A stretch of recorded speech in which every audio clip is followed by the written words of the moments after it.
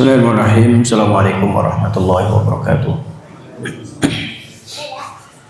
Alhamdulillahil hadi ila sabil rasyad, al-muwaffiqu bi fadlihi wa karamihi man ahabba min ibadihi ila tariqis sadad, tariqu asyrafil ibad, at-tariqul ladzi man salakaha wal faizu wa naji yawmad tanad. Allahumma salli wa sallim wa barik ala nabiyyina wa habibina wa qudwatina Muhammadin khairil ibad al-mab'uts rahmatan lil alamin ila kafatil amsar wal bilad wa ala alihi wa ashabihi al-fudala ila mujad. Qala Allah ta'ala fil Qur'anil Karim, ya ayyuhalladzina amanu taqullaha haqqa tuqatih wa la tamutunna illa wa antum muslimun.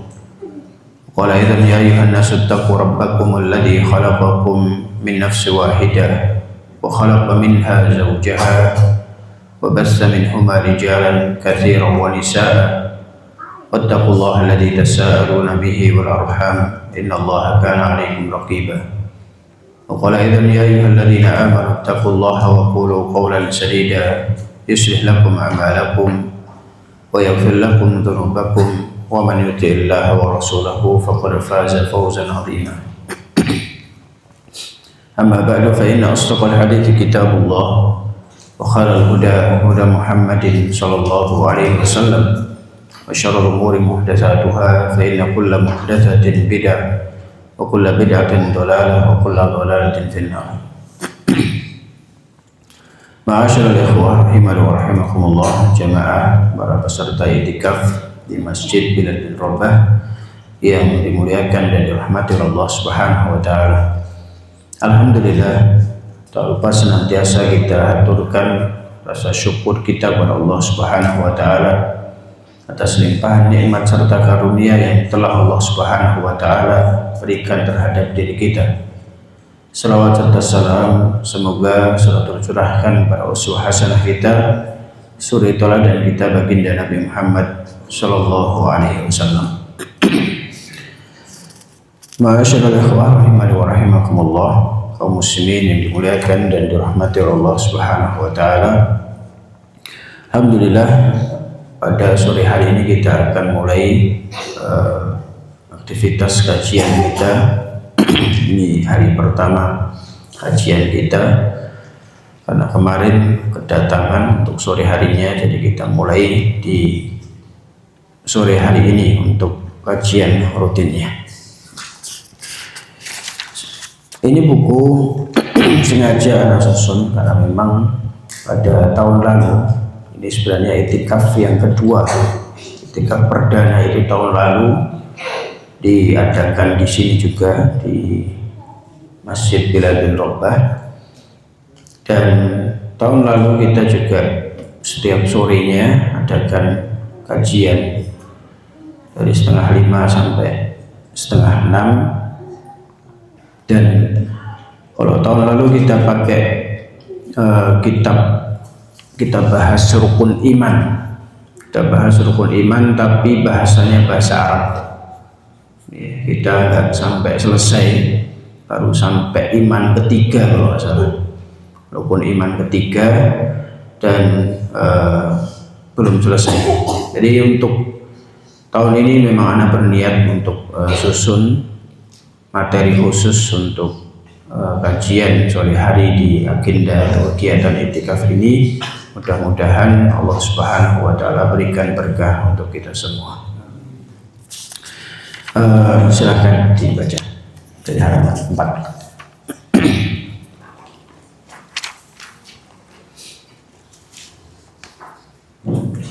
Bismillah. Waalaikumsalam ta'ala. Assalamualaikum warahmatullahi wabarakatuh. Kata-kata tertulis dalam buku Allah Azza wa Jalla, Rabb semesta yang dengan rahmat dan karunia-Nya kita masih diberi kesempatan untuk bertemu kembali dengan bulan Ramadan.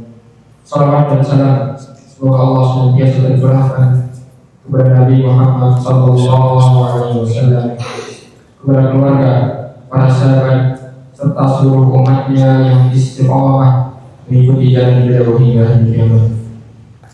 Ramadan istimewa. Pada bulan ini Allah membukakan pintu rahmat, melipat gandakan pahala, serta memberikan kesempatan luas bagi setiap hamba untuk perbaiki diri dan mendekatkan hati kepadanya. Namun di antara seluruh hari dalam Ramadan, 10 hari terakhir memiliki kedudukan yang lebih istimewa. Pada masa inilah Rasulullah SAW meningkatkan ibadahnya yang kesungguhan yang lebih besar dibandingkan hari-hari sebelumnya. Malam-malam beliau dihidupkan dengan sholat, doa, dan tilawah Al-Quran. Bahkan beliau membangunkan keluarganya agar tidak melewatkan kesempatan di akhir tersebut. Sebelum hari terakhir Ramadan bukan sekedar waktu untuk menambah amal, tetapi juga waktu untuk menata dan membersihkan hati. Hati yang bersih akan melahirkan amal yang ikhlas. Hati yang hidup akan terasa ringan dalam ketaatan. Sebaliknya, hati yang lalai seringkali membuat amal terasa berat dan mudah ditinggalkan. Buku sendiri disusun sebagai bekal renungan dan bahan kajian bagi para jamaah yang mengikuti kegiatan i'tikaf di Masjid Pondok Pesantren Biladil Tabah di Pulau Ngaroyoso, Karanganyar pada bulan Ramadan 1447 Hijriah. Harapannya, tulisan sederhana ini dapat membantu para peserta i'tikaf untuk lebih memaknai 10 hari terakhir Ramadan, sekaligus menghidupkan malam-malamnya dengan ibadah yang penuh kesadaran dan keikhlasan. Di dalam buku ini dibahas 3 pelajaran penting yang menjadi bagian dari upaya mendekatkan diri kepada Allah, yaitu pertama, membersihkan hati dari berbagai penyakitnya. 2, menguatkan amal dan kedekatan kepada Allah SWT. 3, menjaga istiqamah setelah Ramadan berlalu. Semoga buku sederhana ini dapat menjadi pengingat bagi diri penulis terlebih dahulu, kemudian bagi siapa saja yang membacanya. Jika di dalamnya terdapat kebenaran, maka itu semata-mata berasal dari Allah Azza wa Jalla. Adapun jika terdapat kekurangan, maka ia berasal dari keterbatasan manusia. Semoga Allah menjadikan Ramadan kita sebagai titik awal perubahan menuju kehidupan yang lebih dekat kepadanya. Wallahu a'lam. Ya, nah, barakallahu fiik.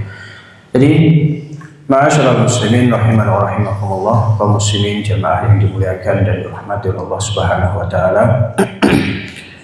Sekitar 3 pekan sebelum Ramadan, jadi dihubungi oleh Pak Warno Apurian, jazakallahu khairan, dan beliau termasuk yang sangat memiliki andil terlaksananya kegiatan i'tikaf dari tahun ini dan tahun sebelumnya juga. Dan kalau tahun lalu ada Ustaz Abu Najib, tahun ini beliau diminta di Papungan untuk menginisiasi kegiatan i'tikaf di sana. Jadi selama 3 pekan sebelum Ramadan tersebut, dan memang sengaja susun agenda atau materi terkait dengan kegiatan i'tikaf 10 hari ini, karena memang ana rasa materi untuk bahasa Arab tidak semuanya belum memahaminya, sehingga dirasa penting untuk menyusun bahasa yang lebih mudah untuk dipahami, biar tidak hanya sekedar belajar bahasa Arabnya, tapi memang materi yang memang mengena terkait dengan kegiatan i'tikaf. Kemudian ada 3 bab yang keseluruhannya itu sebenarnya 10 bab, tapi kita bagi menjadi 3 bagian yang tadi kita jelaskan juga. Yang pertama, bagian pertama adalah membersihkan hati dari berbagai penyakitnya. Ini meliputi 3 bab awal, ya. Kenapa kita bagi 10 bab? Karena untuk 10 hari, ya, untuk 10 hari, dan kemungkinan ya 9 hari. Jadi membersihkan hati dari berbagai penyakitnya ini ada 3 bab. Kemudian menguatkan amal dan kedekatan dengan Allah, ini bab 4, 5, dan 6. Kemudian yang ketiga, menjaga istiqomah setelah Ramadan berlalu. Ini bab berikutnya, yaitu bab 7, 8, 9, 10. Ya, ini terkait dengan materi apa saja, bab apa saja, tema apa saja yang terdapat di dalam buku ini. Dan memang sengaja khusus kita susunkan materi berkaitan dengan tema 10 hari terakhir bulan Ramadan agar kita lebih memaknai bahwa bulan Ramadan itu adalah waktu yang istimewa. Dan di antara waktu-waktu Ramadan yang lebih istimewa lagi adalah 10 hari terakhir dari bulan Ramadan tersebut. Karena kita paham bahwa ketika Allah Subhanahu wa taala berfirman di dalam Al-Qur'an, "Wa rabbuka yakhluqu ma yasha'u wa yakhtar." Dan Rabbmu yaitu Allah Subhanahu wa taala menciptakan segala sesuatu yang Dia kehendaki. Jadi kita harus pahami bahwa semua yang ada di muka bumi ini adalah ciptaan Allah Subhanahu wa taala. Tapi di antara ciptaan Allah tersebut itu tidak serta-merta 1, 2, 3 dan seterusnya itu sama dalam hal derajat. Makanya Allah sampaikan dalam ayat tersebut, "Wa rabbuka yakhluqu ma yasha'u wa yakhtar." Dan Allah Subhanahu wa taala menciptakan segala sesuatu yang Dia kehendaki dan memilihnya. Maksudnya memilih apa? Mengistimewakan, mengunggulkan salah satu dibandingkan dengan yang lain. Kalau kita berbicara tentang manusia itu semua ciptaan Allah Subhanahu wa taala. Kemudian apakah mereka sama semuanya manusia di mata Allah? Tidak. Ada di antara mereka yang lebih unggul dibandingkan dengan yang lain, yaitu para nabi dan para rasul. Tentunya mereka adalah manusia-manusia yang unggul dibandingkan dengan manusia-manusia biasa. Bahkan para nabi dan para rasul pun ada di antara mereka yang lebih unggul dibandingkan dengan para nabi dan para rasul selainnya. Di antara para nabi dan para rasul ada yang mendapatkan gelar ulul azmi, yaitu nabi-nabi yang memiliki kesabaran yang ekstra, nabi-nabi yang memiliki keteguhan yang ekstra di dalam menghadapi kaumnya, yaitu Nabi Nuh, Nabi Ibrahim, Nabi Musa, Nabi Isa, dan Nabi Muhammad SAW. Bahkan dari 5 nama nabi yang mendapatkan gelar ulul azmi saja, ada di antara mereka yang lebih unggul dibandingkan dengan yang lain. Yang mendapatkan gelar Khalilullah cuma 2 nabi, yaitu Nabi Ibrahim dan Nabi Muhammad. Kemudian dari 2 ini saja, kalau kita berbicara tentang keunggulan, keistimewaan yang lebih afdol, maka tentunya tidak ragu kita katakan bahwa Nabi Muhammad SAW adalah nabi terbaik sekaligus manusia terbaik. Itu kalau kita berbicara tentang manusia. Dan kita paham ciptaan Allah itu kan bukan manusia saja. Ciptaan Allah itu ya tempat, waktu, itu semuanya ciptaan Allah Subhanahu wa taala. Jadi kalau kita berbicara tentang tempat juga, semua tempat yang ada di muka bumi ini kan semuanya ciptaan Allah Subhanahu wa taala. Salah kalau kita mengatakan bahwa di antara tempat-tempat yang ada di semua muka bumi ini sama di mata Allah. Tidak.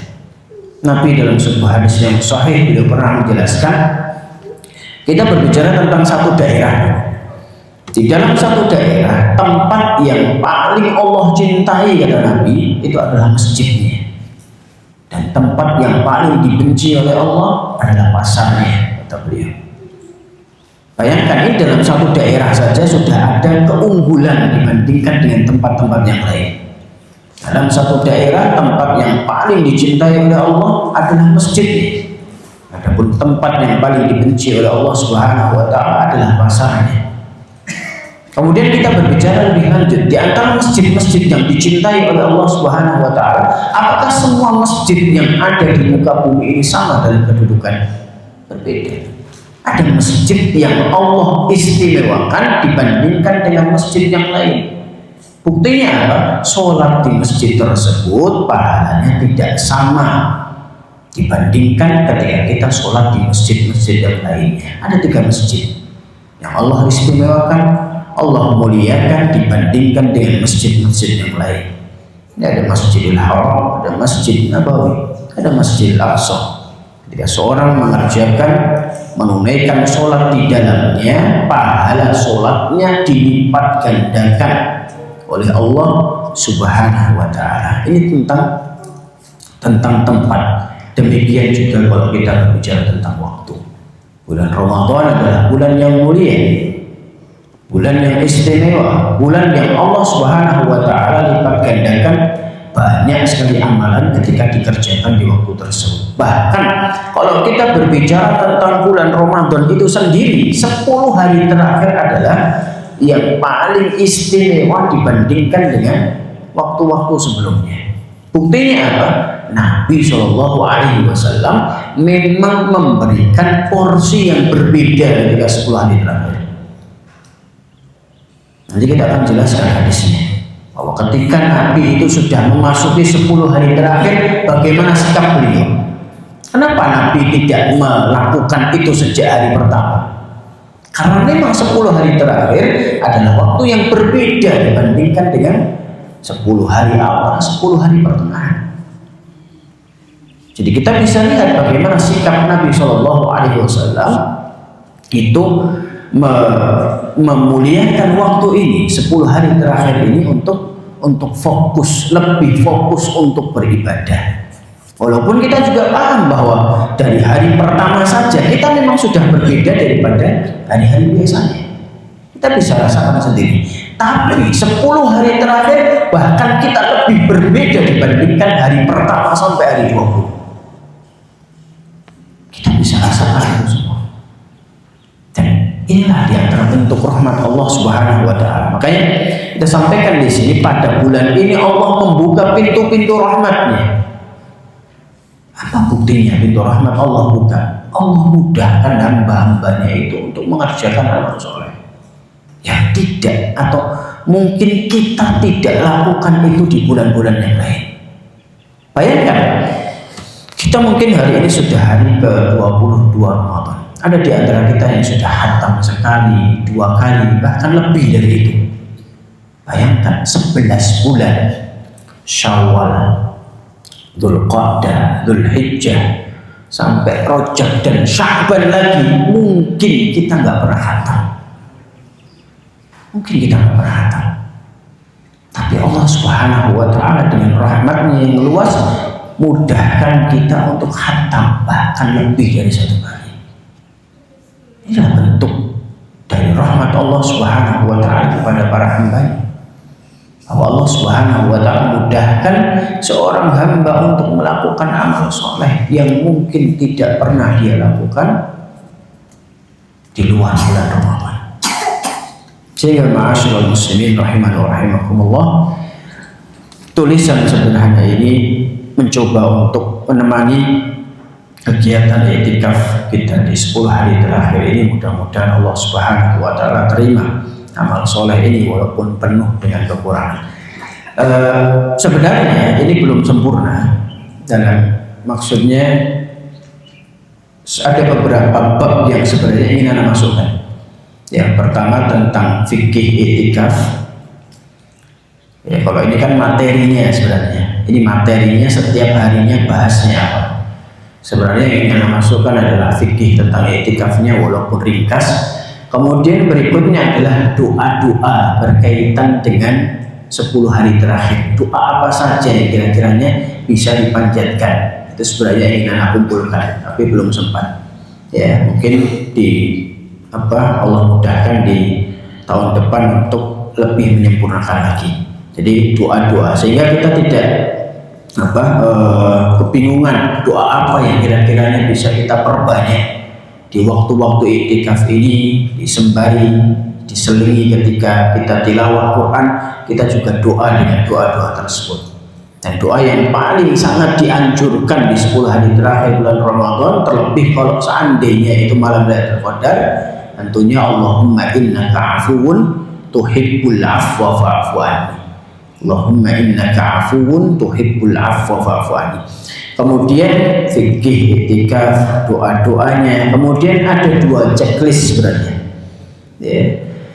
Yang pertama adalah terkait dengan kegiatan 10 hari ini.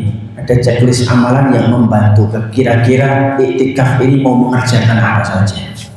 itu bisa. Kemudian yang terakhir adalah checklist 11 bulan setelah bulan Ramadan. Ya, itu sebenarnya ingin Anda masukkan di sini. Mudah-mudahan Allah Subhanahu wa taala berikan taufik untuk disempurnakan di tahun berikutnya. Nah, silakan. Assalamualaikum. Qala al-muallif hafizallahu taala, pendahuluan Ramadan dan panggilan untuk menghidupkan hati. Ramadan bukan sekedar bulan menahan lapar dan dahaga. Lebih dari itu, Ramadan adalah waktu untuk menghidupkan kembali hati. Banyak orang mampu menahan makan dan minum sejak subuh hingga maghrib, tetapi tidak semua mampu menjaga hatinya dari dosa, kesombongan, dan kelalaian. Padahal puasa yang Allah kehendaki bukan hanya rasa lapar, yang Allah inginkan adalah ketakwaan, dan tempat tumbuhnya ketakwaan itu adalah hati. Allah Azza wa Jalla berfirman, Ya ayyuhalladzina amanu kutiba alaikumus siyamu kama kutiba alal ladzina min qablikum la'allakum tattaqun. Wahai orang-orang yang beriman, diwajibkan atas kalian berpuasa sebagaimana diwajibkan atas orang-orang sebelum kalian agar kalian bertakwa. Ayat ini menegaskan bahwa tujuan utama Ramadan adalah ketakwaan, dan ketakwaan tidak lahir dari sekedar rutinitas fisik, tetapi dari perubahan batin. Jika hati tidak ikut berubah, maka Ramadan bisa saja berlalu begitu saja, datang dan pergi sebagai agenda tahunan tanpa meninggalkan bekas yang mendalam. 10 hari terakhir puncak perjalanan Ramadan. Ramadan memiliki awal, pertengahan, dan akhir. Namun para ulama menjelaskan bahwa 10 hari terakhir adalah puncaknya. Pada masa inilah Rasulullah Shallallahu Alaihi Wasallam menunjukkan kesungguhan ibadah yang lebih besar dibandingkan hari-hari sebelumnya. Ibunda Aisyah radhiyallahu anha meriwayatkan, kana Rasulullah sallallahu alaihi wasallam idza dakhala al-'ashrul awakhir shadda mi'zarahu wa ahya laylahu wa ayqadha ahlahu. Apabila telah masuk 10 hari terakhir Ramadan, Rasulullah sallallahu alaihi wasallam mengencangkan sarungnya, menghidupkan malam-malamnya, dan membangunkan keluarganya. Hadis riwayat Bukhari dan Muslim. Para ulama menjelaskan bahwa ungkapan mengencangkan sarung adalah kiasan dari kesungguhan total dalam ibadah. Rasulullah SAW menjauhkan diri dari hal-hal yang melalaikan dan memusatkan perhatian sepenuhnya kepada Allah Azza wa Jalla. Pesan hadis ini sangat jelas. Semakin dekat akhir Ramadan, seharusnya semakin serius pula urusan hati kita dengan Allah Azza wa Jalla.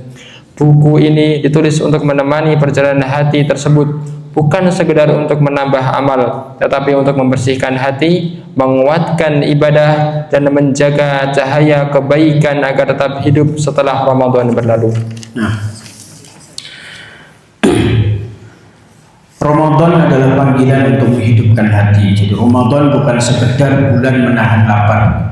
Jadi Ramadan itu bukan hanya perubahan jadwal makan kita, yang mungkin sarapannya jam 7 sekarang berubah jadi jam 4. Bukan hanya perubahan jadwal makan saja, tapi Ramadan lebih dari itu, perubahan banyak hal dalam kehidupan seorang muslim. Dan betapa banyak orang itu mengalami perubahan setelah masuk di bulan Ramadan. Sehingga ma'asyiral muslimin rahimani wa rahimakumullah, terkadang orang itu kan banyak yang mampu untuk menahan lapar, menahan dahaga. Terlebih sekarang banyak sekali metode-metode diet, dan itu bukan puasa. Ya, walaupun kita tidak katakan itu tidak baik, itu baik, tapi ya, tentunya puasa lebih dari itu. Kalau seandainya Allah Subhanahu wa Ta'ala memiliki tujuan mewajibkan puasa agar kita latihan nahan lapar, agar kita latihan nahan haus, maka cukup seandainya kita itu disuruh diet saja. Tapi puasa lebih dari itu, kata Allah Subhanahu wa Ta'ala. Puasa itu mengajarkan kita agar kita menjadi hamba yang bertakwa. Bukan hanya Allah ingin kita lapar, bukan hanya Allah ingin kita haus, tapi tujuan dibalik madrasah Ramadan itu adalah agar kita keluar dari madrasah itu dalam keadaan bertakwa. Makanya Allah sampaikan dalam sebuah ayat yang cukup masyhur, yaitu surat Al-Baqarah ayat 183, ya ayyuhalladzina amanu kutiba alaikumusiyam kama kutiba alal ladzina min qablikum la'allakum tattaqun. Wahai orang-orang yang beriman, telah diwajibkan atas kalian berpuasa sebagaimana diwajibkan atas umat-umat terdahulu atau sebelum kalian, agar kalian bertakwa. Kita sering mendengar takwa mungkin, tapi betapa jarangnya kita mengulik makna dari takwa itu sendiri. Takwa, kata Ali bin Abi Thalib radhiyallahu anhu, beliau mengatakan takwa adalah al-khawfu minal jalil, kata beliau. Takwa itu adalah tentang takutnya seorang hamba kepada Allah. Jadi bukan takut miskin, bukan takut kehilangan jabatan, bukan takut yang lain, tapi takut yang sesungguhnya itu adalah ketika seorang hamba takut sama Allah. Hal itu tercermin dalam hal seperti apa? Itu tercermin ketika seorang hamba melakukan perbuatan dosa takut sama Allah. Hal itu tercermin juga ketika seorang hamba meninggalkan perbuatan atau meninggalkan amalan wajib, dia takut sama Allah. Sehingga hal-hal seperti ini harusnya ditanamkan sejak dini.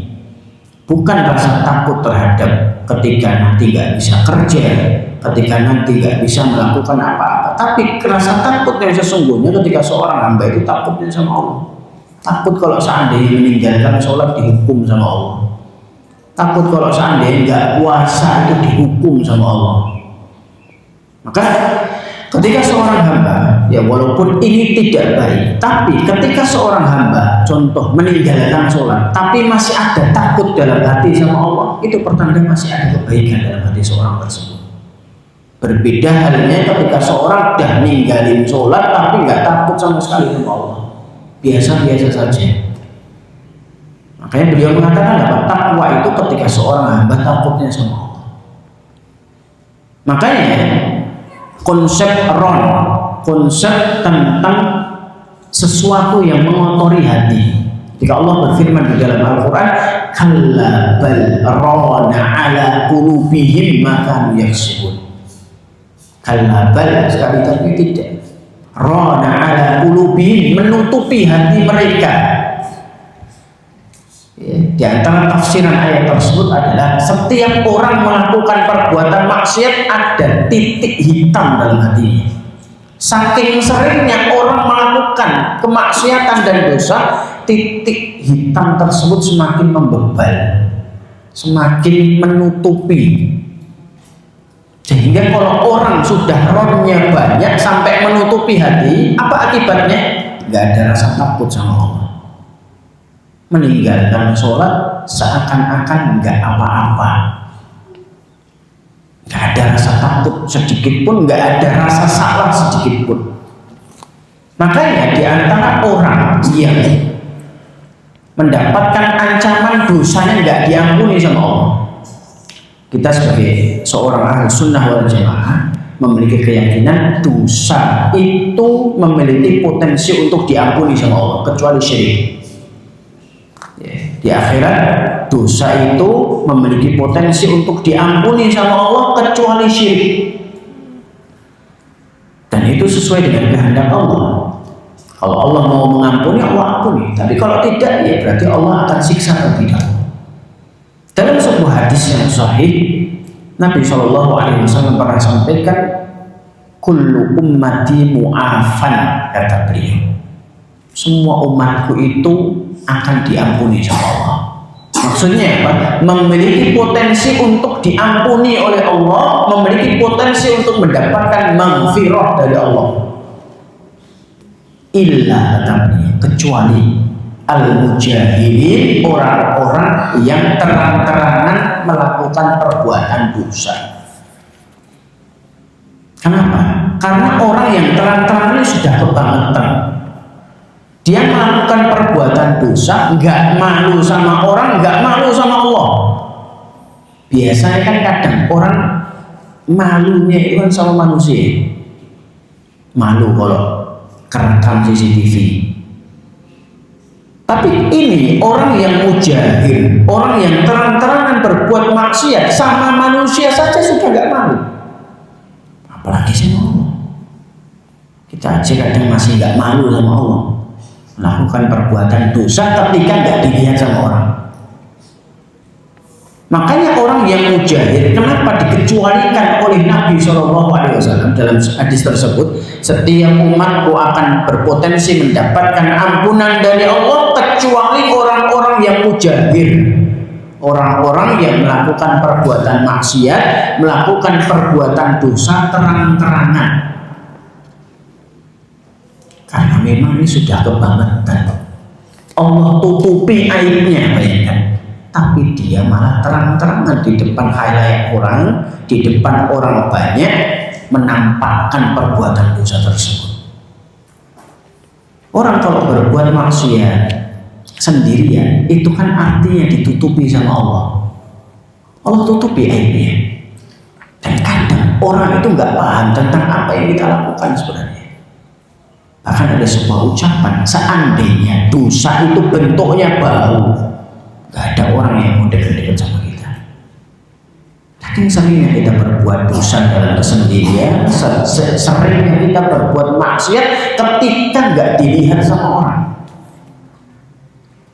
Seandainya dosa itu bentuknya bau, orang gak akan mau untuk dekat-dekat sama kita.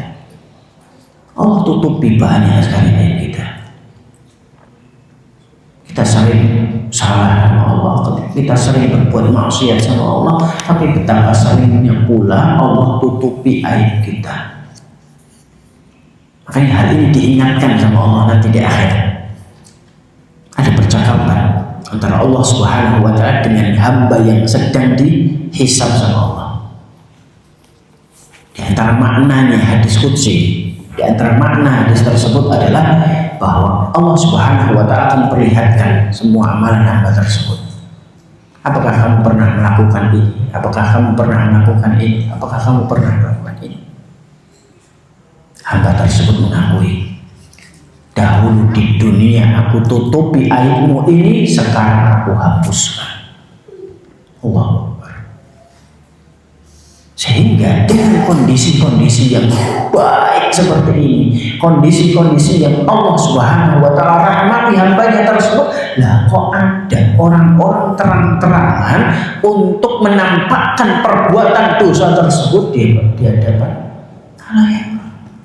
Makanya pantas orang yang seperti ini enggak dapat ampunan dari Allah. Innal mujahidin, kata Nabi SAW. Sehingga ma'asyiral muslimin rahimani wa rahimakumullah, hal-hal seperti inilah yang harusnya kita tanamkan kepada anak-anak kita sejak kecil, yaitu takutnya itu sama Allah, bukan takut sama kita sebagai orang tua.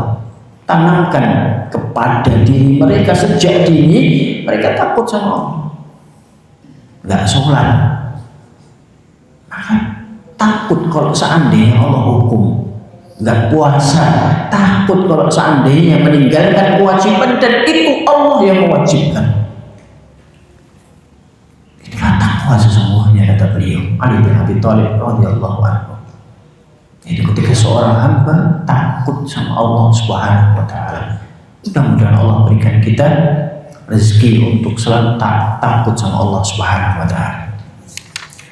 Kemudian juga ma'asyiral muslimin rahimani wa rahimakumullah, dan ada poin di sini yang anak garis bawahi, yang Allah inginkan adalah ketakwaan, dan tempat tumbuhnya ketakwaan itu adalah hati. Iya, tempat tumbuhnya ketakwaan itu dalam hati. Hal ini diisyaratkan oleh Nabi SAW ketika membahas hadis, dan hadis ini termaktub dalam kitab Arba'in Nawawi. Beliau SAW sampaikan, at-taqwa hahuna, kata beliau, wa yushiru ila sadrihi thalathan. Takwa itu di sini, sambil nunjuk ke dada beliau 3 kali. At-taqwa hahuna, at-taqwa hahuna, at-taqwa hahuna. Takwa itu tempatnya di sini. Jadi takwa yang sesungguhnya itu adalah tentang urusan hati sama Allah, tentang urusan hati seorang hamba tersebut. kata beliau sallallahu alaihi wasallam. Kemudian juga ma'asyiral muslimin rahimani wa rahimakumullah, juga 10 hari terakhir itu adalah puncak perjalanan Ramadan. Yang tadi kita bahas, kita singgung juga di awal bahwa hal ini dikuatkan bagaimana sikap Nabi Shallallahu Alaihi Wasallam ketika sudah masuk 10 hari terakhir. Ya. Sehingga ini menunjukkan apa? Ketika tadi kita analogikan dengan bahwa Allah Subhanahu Wa Taala itu kan menciptakan semua makhluknya, dan makhluk Allah itu ya manusia, ya tempat, ya waktu. Dan mereka ciptaan Allah semua ini tidak sama rata dalam hal fadilah, tidak satu tingkat dalam keutamaan, ada bertingkat-tingkat. Dan kita berbicara tentang waktu Ramadan, itu adalah waktu yang istimewa dibandingkan waktu yang lain. Bahkan di antara waktu-waktu di Ramadan ada waktu-waktu yang istimewa dibandingkan dengan waktu yang lain. Buktinya apa? Nabi Shallallahu Alaihi Wasallam memposisikan 10 hari terakhir itu berbeda, sikap beliau berbeda. Seandainya sama saja ya sudah, beliau mulai harusnya sejak hari pertama. Sejak hari pertama harusnya beliau iktikaf. Tapi apa? Beliau Shallallahu Alaihi Wasallam itu lebih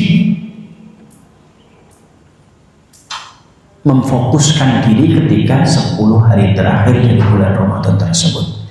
Hal ini disampaikan oleh Ummul Mukminin Aisyah radhiyallahu anha, kana Rasulullah sallallahu alaihi wasallam, adalah Rasulullah sallallahu alaihi wasallam. Kalau ada hadis, ya ini sebuah faedah. Kalau ada hadis, nanti antum baca hadis diawali dengan kata kana. Biasanya kalau paham bahasa Arab artinya adalah. Tapi sebenarnya ada maksud tersembunyi dari kata tersebut. Ketika ada kana Rasulullah, kana Nabi Sallallahu Alaihi Wasallam, itu adalah maksudnya kebiasaan, menunjukkan kebiasaan. Ya, ketika ada lafaz hadis kana Nabi Sallallahu Alaihi Wasallam, kana Rasulullah Sallallahu Alaihi Wasallam, maka di antara terjemahan adalah di antara kebiasaan Nabi Shallallahu Alaihi Wasallam, atau termasuk kebiasaan Nabi Shallallahu Alaihi Wasallam setelah masuk 10 hari terakhir bulan Ramadan, beliau syadda mi'zarahu, mengencangkan sarung beliau atau mengencangkan ikat pinggang beliau. Yang mana ini artinya adalah kiasan dari kesungguhan total dalam ibadah, sungguh-sungguh. Ya, sebagaimana orang kalau mau siap-siap ya kan dia membenarkan ikat pinggangnya, membenarkan celananya, sarungnya, itu adalah sebuah kiasan untuk mempersiapkan diri dengan sungguh-sungguh.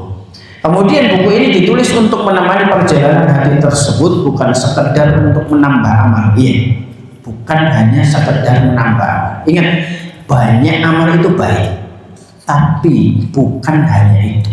Seandainya banyak itu lebih baik, kalau tidak memperhatikan kualitas, maka kita perlu membaca firman Allah Subhanahu wa Ta'ala di dalam surat Al-Mulk.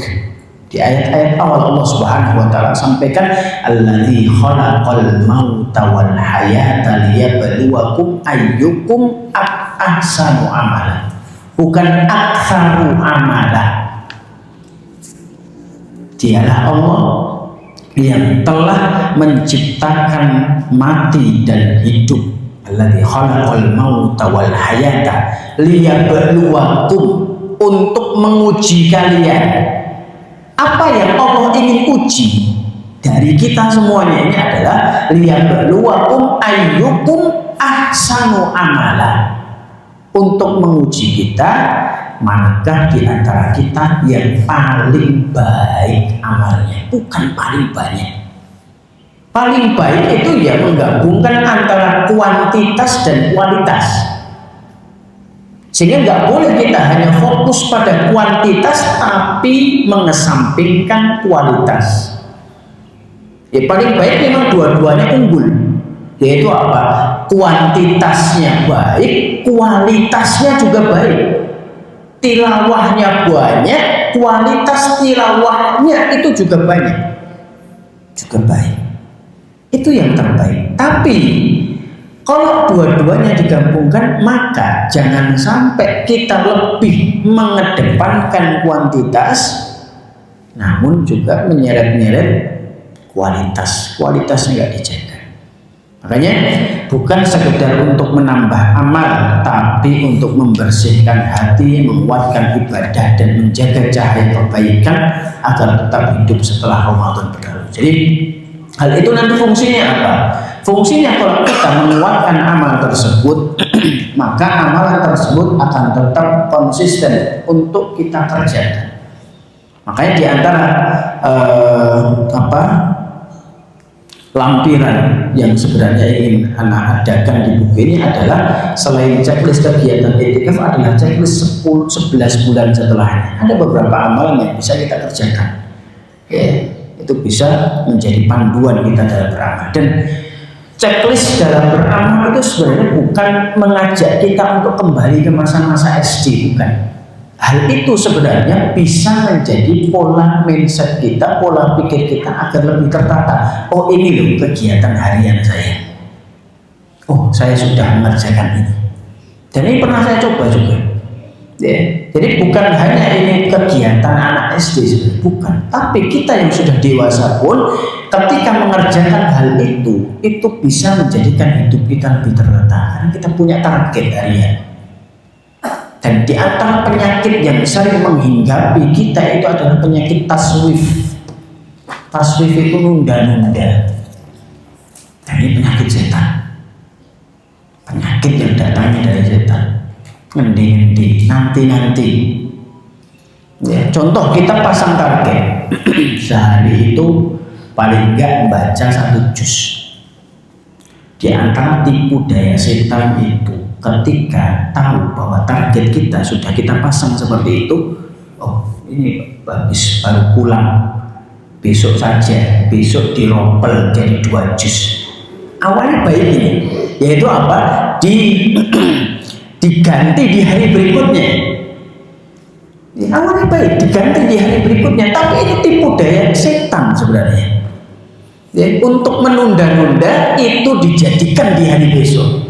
Kenapa nggak dipaksakan di hari itu juga? Dan itulah tipu daya setan, sangat halus sekali. Ma'asyiral muslimin rahimanallah. Inilah yang diinginkan oleh Allah Subhanahu wa taala, agar supaya ketika kita melakukan amal ini tidak berhenti hanya di bulan Ramadan. Kita tahu memang ya intensitas, kuantitas dalam beramal itu memang tidak bisa sebanyak di bulan Ramadan. Tapi ya jangan sampai hilang total, itu maksudnya. Makanya Nabi SAW ingatkan bahwa amalan terbaik itu adalah adwamuha. Beliau memberikan catatan, wa inqalla. Amalan terbaik, ahabbul a'mali ilallah, amalan yang paling dicintai oleh Allah adalah amal yang paling konsisten, walaupun sedikit. Ya kita paham bahwa kita nggak bisa nandingi Ramadan, amalan-amalan kita nggak bisa, nggak ada yang bisa seperti ketika bulan Ramadan. Kita bisa lihat sendiri di Syawal nanti pasti sudah beda. Tapi jangan sampai hilang sama sekali, itu yang diinginkan oleh Allah. Itu yang diinginkan oleh Allah Subhanahu wa taala. Jangan sampai hilang, tidak berbekas. Sehingga hal-hal seperti itulah yang kita inginkan dari amalan yang kita kerjakan, jangan sampai tidak berbekas sama sekali. Nah, lanjut. Kita masuk bagian pertama. Qala hafizallahu ta'ala, bagian pertama, membersihkan hati. Bab pertama, mengenal hati dan penyakit-penyakitnya. Hati adalah penentu nilai amal. Dalam pandangan Islam, hati bukan sekedar bagian dari tubuh. Hati adalah pusat kendali seluruh amal manusia. Baik dan buruknya perbuatan seseorang sangat tergantung pada keadaan hatinya. Rasulullah sallallahu alaihi wasallam bersabda, "Ala wa inna fil jasadi mudghatan, idza salahat salaha jasadu kulluh, wa idza fasadat fasadal jasadu kulluh, ala wa hiyal qalb." Ketahuilah, dalam jasad terdapat segumpal daging. Jika ia baik, maka baiklah seluruh jasad. Jika ia rusak, maka rusaklah seluruh jasad.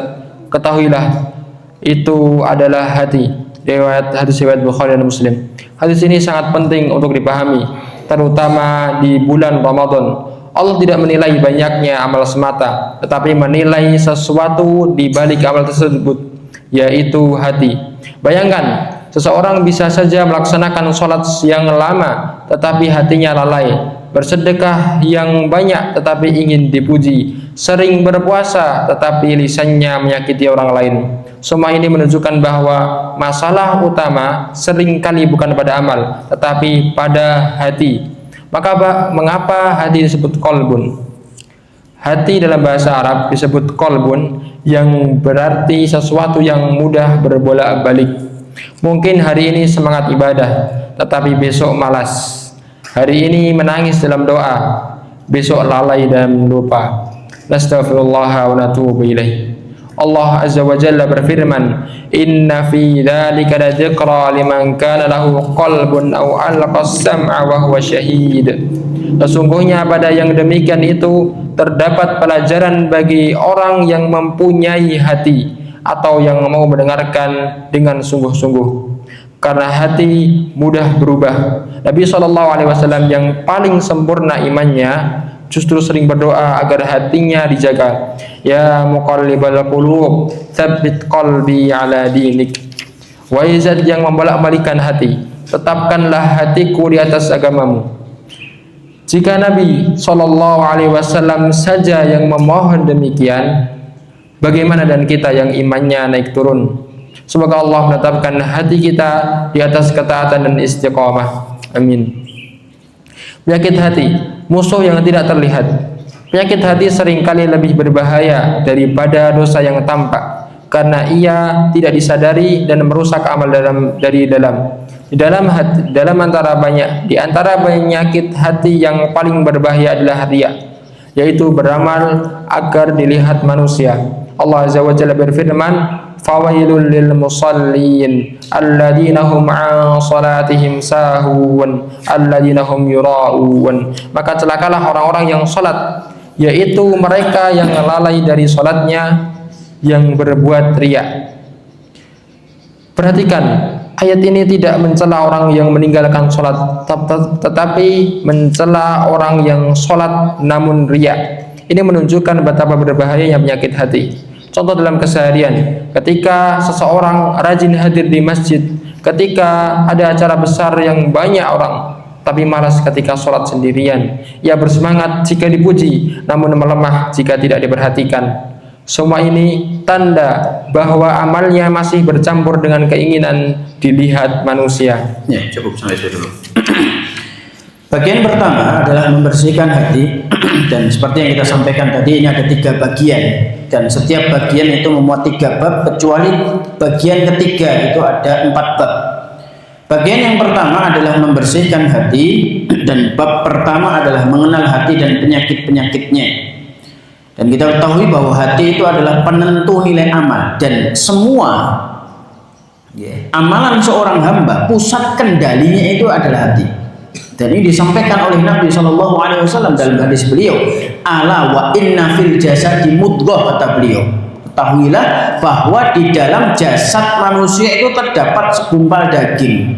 Idza saluhat atau idza salahat salahal jasadu kulluh.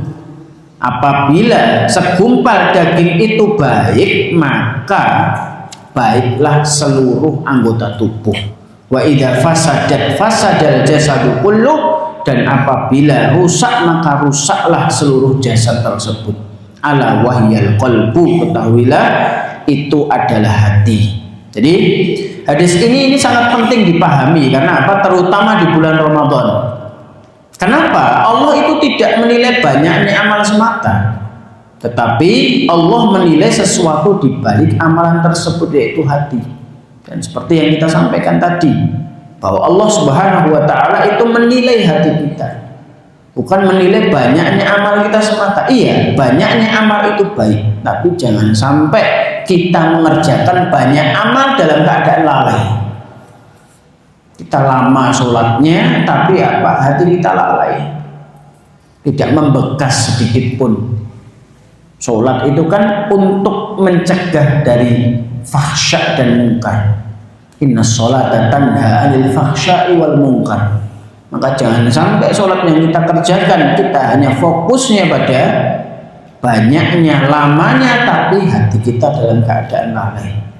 Demikian juga bersedekah yang banyak, tapi jangan sampai hati kita terhinggapi penyakit apa? Suka dipuji. Dan lawan itu. Kalau ada perasaan-perasaan seperti itu perlu dilawan. Itu setan. Dan itu perlu dilawan. Kemudian sering puasa tetapi lisan yang menyakiti orang. Makanya Nabi SAW ingatkan bahwa orang puasa itu bukan hanya sekedar menahan lapar dan dahaga. Man lam yada' qaula zuri wal amala bihi, kata beliau. Siapapun yang tidak meninggalkan ucapan dusta, perbuatan dusta. Karena tujuan dibalik puasa itu tadi bukan hanya membuat kita lapar, bukan hanya membuat kita haus. Ya. Sehingga seandainya hal itulah yang diinginkan oleh Allah Subhanahu wa taala, maka itulah yang kita usahakan harusnya. Kita perhatikan kualitas hati kita di dalam mengerjakan amal soleh tersebut. Ya, kita berusaha untuk menata hati. Kemudian juga kita ingatkan di sini bahwa kenapa hati itu disebut qalbun dalam bahasa Arab? Karena qalbun itu artinya sesuatu yang bisa berubah. Ya, makanya bahasa Arabnya berubah-ubah, dan qallaba yuqallibu taqlibun, yaitu merubah-ubah. Ya, muqallab sesuatu yang mudah berubah. Dan hati itu bahasa Arabnya qalbun karena memang sifat hati itu bisa mudah sekali berubah-ubah. Ya. Sehingga betapa banyak mungkin hari ini semangat ibadah tetapi besok malas. Hari ini sampai nangis dalam doa, besoknya sudah lalai dan lupa. Dan betapa seringnya kita seperti itu. Ya, betapa seringnya kondisi-kondisi kita, keadaan-keadaan itu sering ada pada diri kita. Makanya Allah Subhanahu wa taala sampaikan, inna fi dzalika la dzikra liman kana lahu qalbun. Sesungguhnya pada yang demikian itu terdapat pelajaran bagi orang yang punya hati. Al-qasam'a wa huwa syahid. Atau yang mau mendengarkan dengan sungguh-sungguh. Kemudian juga bagaimana Nabi SAW contohkan, Nabi itu kan manusia yang paling kuat imannya. Tapi doa yang sering diucapkan oleh Nabi itu adalah doa tentang meminta keteguhan iman. Doa minta istiqomah sama Allah. Makanya ini heran, Ummu Salamah itu sampai heran. Ummu Salamah kan istrinya Nabi SAW. Itu sampai heran. Sampai Ummu Salamah juga pernah ditanya oleh sahabat yang heran juga dengan Nabi SAW. Ummu Salamah mengatakan, ya Rasulullah, wahai Rasulullah, ma akthar doa ya muqallibal qulub tsabbit qalbi ala dini. Betapa seringnya engkau mengucapkan doa ya muqallibal qulub tsabbit qalbi ala dini. Maka beliau menyampaikan apa? Ya Ummu Salamah, wahai Ummu Salamah, innahu laisa adamiyun, tidak ada seorang pun illa wa qalbuhu baina usbu'aini min asabi'ir rahman, melainkan orang tersebut hatinya berada di antara jemari-jemari Allah. Faman syaa aqama, jika Allah inginkan hatinya itu istiqomah. Dan jika Allah inginkan azagha, Allah akan selewengkan dia. Bayangkan, kita nggak bisa merasa aman sedikit pun. Yang bisa kita lakukan itu hanya ikhtiar dan berusaha terus bagaimana kita tetap istiqomah, minta terus sama Allah istiqomah tersebut. Dan banyak sekali kasus-kasusnya. Bagaimana orang dulunya taat, bagaimana orang dulunya mengerjakan kebaikan, tapi setelah itu apa? Dia meninggal dalam keadaan su'ul khotimah, waliyadzubillah. Sehingga ini sebagai bahan renungan ketika Nabi jawab pertanyaan Ummu Salamah dengan ini. Tidak ada seorang pun melainkan hatinya itu ada di antara tangan Allah, di antara jari jemari Allah Subhanahu wa taala. Fa in syaa aqama, kalau Allah ingin buat dia istiqomah. Wa insya'a azagha, dan jika Allah ingin, Allah buat dia nyeleweng. yang bisa kita mampui adalah mohon terus sama Allah, minta istiqomah. Ya muqallibal qulub tsabbit qalbi ala dinik. Ya Allah yang membolak-balikkan hati, tetapkanlah hatiku untuk senantiasa berada di atas agamamu. Sehingga bayangkan Nabi saja itu mohon demikian.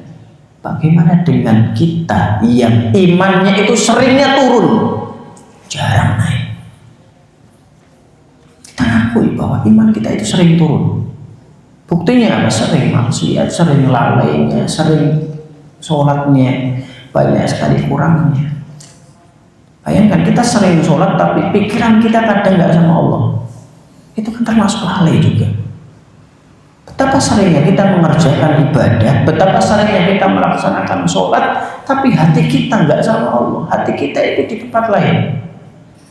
Hati kita di pekerjaan kita, hati kita di tugas kita, hati kita di kegiatan kita saat itu. Seringnya kita seperti itu. Sehingga kita lebih pantas untuk minta terus sama Allah istiqomah, minta terus sama Allah keteguhan hati. Dan musuh yang tidak terlihat itu adalah musuh yang nyerangnya hati, riya. Kita suka dipuji dan sifat manusia memang suka dipuji. Dan itu harus kita lawan. Kita harus lawan bahwa itu tidak baik dan itu bisa menggerogoti pahala amal yang kita kerjakan. Itu. Sehingga ma'asyiral muslimin rahimani wa rahimakumullah, hal inilah yang bisa kita ikhtiarkan, yang bisa kita usahakan. Dan kita langsung baca ini, takutnya orang-orang soleh terhadap hati mereka. Kalau tadi kan Nabi SAW, kita tahu bahwa beliau adalah manusia terbaik, paling sempurna imannya. Kita lihat bagaimana contoh yang diberikan oleh orang-orang soleh terhadap hati mereka. Para sahabat Nabi SAW itu adalah generasi terbaik. Namun justru mereka adalah orang yang paling takut amalnya nggak diterima sama Allah. Kok kita kadang udah beramal pede kadang, dan kita dalam hati itu kadang pede, amal kita sudah pasti diterima insya Allah. Padahal sahabat saja, sekali bersahabat saja, itu mereka itu masih takut. Bahkan Abu Bakar Siddiq radhiyallahu anhu beliau pernah mengatakan, lawadoat ihda qadamayya fil jannah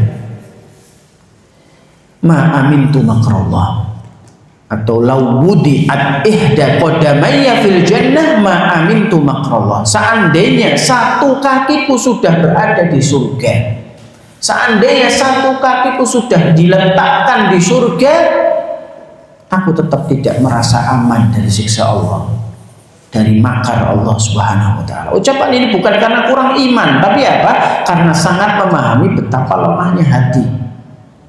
Betapa lemahnya hati. Hasan al-Basri juga beliau pernah mengatakan, ma khafahu illa mu'min wala aminahu illa munafik. Di antara ciri orang beriman itu adalah takut. Takut amalannya nggak diterima, takut ibadahnya nggak diterima. Dan di antara ciri orang munafik itu merasa aman. Merasa aman, amalnya sudah diterima, sudah pasti diterima sama Allah. Dan kadang perasaan-perasaan seperti ini masih ada sama kita. Kita mohon sama Allah agar menghilangkan sifat kemunafikan tersebut dari diri kita. Kemudian juga terakhir, Ramadan itu sebagai cermin hati. 10 hari terakhir Ramadan adalah cermin paling jujur bagi hati kita. Mari kita bisa perhatikan apakah Al-Quran terasa lebih dekat dengan kita atau justru berat. Apakah doa terasa hidup dan menjadi ruh dalam diri kita atau hanya sekedar rutinitas saja? Apakah kita lebih sering mengingat Allah atau malah sibuk dengan hal yang lain? Semua ini bukan untuk menyalahkan diri, tetapi untuk mendiagnosis hati, untuk menganalisa hati kita, sebab tidak mungkin membangun amal yang kuat jika hatinya masih kotor. Ini poin pentingnya, bahwa tidak mungkin bisa kuat. Maksud ciri amalan yang kuat itu apa? Ciri amalan kuat itu adalah itu bisa membekas selepas Ramadan. Sehingga bagaimana agar supaya amalan kita kuat, maka kita juga harus perhatikan kebersihan hati. Karena kita nggak pengen nggak ada bekasnya sama sekali nanti di Syawal, di Dzulqa'dah, Dzulhijjah, Muharram, Safar dan sampai Ramadan berikutnya. Kita pengen ada bekasnya. Ada hal-hal yang bisa membekas, ada hal-hal yang bisa masih kita kerjakan walaupun sedikit, kata Nabi. Wa in qalla, penting apa? Istiqomah. Adwamuha. Bukan yang paling banyak, tapi apa? Adwamuha, kata Nabi SAW. Dan beliau beri catatan lagi, wa in qalla, meskipun sedikit. Dan kita sama-sama berusaha untuk mencapai hal tersebut agar supaya kita ini membangun amal yang kuat, dan kita juga harus perhatikan kualitas kebersihan hati tersebut. Dan membersihkan hati adalah langkah pertama sebelum memperbanyak ibadah. Penutup bab 10 hari terakhir Ramadan bukan sekedar waktu menambah amal. Ingat, 10 hari terakhir bulan Ramadan bukan sekedar waktu nambah amal. Nambah amal itu baik, banyak amal itu baik, tapi jangan sampai kita lalai untuk memperhatikan hati kita. Ya, waktu membersihkan hati. Karena hati yang bersih akan melahirkan amal yang ikhlas. Hati yang rusak akan menggugurkan amal meski tampak besar. Barang siapa ingin benar-benar sampai kepada Allah di akhir Ramadan, maka hendaknya ia memulai dengan memperbaiki hatinya. Maka mulai saat ini kita perhatikan lagi hati kita. Perhatikan untuk apa kita iktikaf. Perhatikan lagi apa niat kita hadir di sini. Sehingga kalau kita sudah paham apa maksud kita, apa niat kita, apakah hati kita sudah murni ikhlas untuk Allah, maka insya Allah Allah Subhanahu wa Ta'ala akan kuatkan amal kita. Sehingga ketika amalnya sudah kuat, bukan hanya di Ramadan ini saja bisa kita kerjakan, tapi kita bisa masih kerjakan di bulan-bulan setelahnya. Ini mungkin yang dapat kita bahas terlebih dahulu di pertemuan, insya Allah dimuliakan dan diberkahi Allah Subhanahu wa Ta'ala ini. Mudah-mudahan Allah Subhanahu wa Ta'ala memberikan kita kebaikan. Barakallahu fikum wa sallallahu wasallam ala nabiyina Muhammad. Assalamualaikum warahmatullahi wabarakatuh. Waalaikumsalam. Jazakallahu